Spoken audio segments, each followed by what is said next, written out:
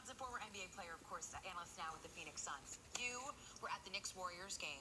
Let's start with Steph Curry, because he looked awful at the beginning of the game. What was he? He was 3 for 11 to start. He finishes 11 for 24 and 31 points. What kind of adjustments does he make to go from one player to another just like that? Yeah, he was off the last 3 games as well. It was the worst stretch of his career, 4 for 31 heading into today's game. Then he starts off poorly in the first quarter, the first 2 quarters. Third quarter, he lights back up. He has 15 points. And I think it's just a situation here. We're eventually going to see the old Steph. He hasn't been accustomed to playing in this style for a year or so because you've had Kevin Durant. They've run the offense through Durant. Now we've got to get back to running the offense through Curry. But this guy's won 2 MVPs, so I think he's going to be fine down the stretch. So no Kevin Durant until the end of the regular season. He might be back for the playoffs. What's the biggest difference about this team?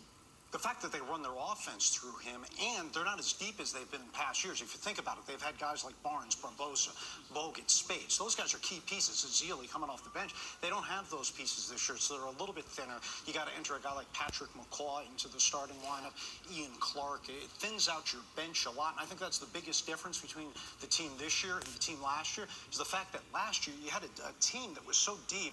I compared it to some of the Lakers and Celtics teams of the 1980s where you had Hall of Famers coming off the bench. Yeah. We saw a lot of McCaw today. All right, now when Durant comes back in the postseason, if he does, he likely will. I mean, how are they going to integrate him back in? Is that going to go against? Is that going to create another challenge for the Warriors? I think it's a little bit of a concern just based off the fact that they played 59 games together. It's not something where they've had a run of 3 years like Draymond, Curry, and Clay, and they've been together for a while. So I think you wanted a nice flow heading into the postseason. That's not something they're going to have, and maybe it affects them in the first couple of rounds. But more importantly than getting him into a flow, I think is getting him 100% healthy. Like we saw Curry last year wasn't 100% healthy. Came back a little bit too soon. It affected him in the finals. All right, now what is it about these Knicks? I mean, they beat the Spurs. They did play well. They fought back against these Warriors, but then they lose twice to the Sixers this season. What is it about their inconsistency? Well, they're talking about offense. We need to look at the triangle, and we're going to judge people based off the triangle. How about looking at the defense? The defense is the problem. And Carmelo and Jeff Hornacek had a little bit of a disagreement over the course of the last couple of days, and that they're talking about on Carmelo's side about not making adjustments down the stretch on offense. And then you look at what Hornacek is saying, and he's right. It's defensive breakdowns down the stretch, and 11 out of the last 15 years they've been a bottom 10 defensive team. I think that's where the focus needs to be in the offseason, not on the triangle. They're 5.5 games back of Detroit for that 8th and final playoff spot. 19 games to go. It's the Eastern Conference, Justin. You never know what could happen.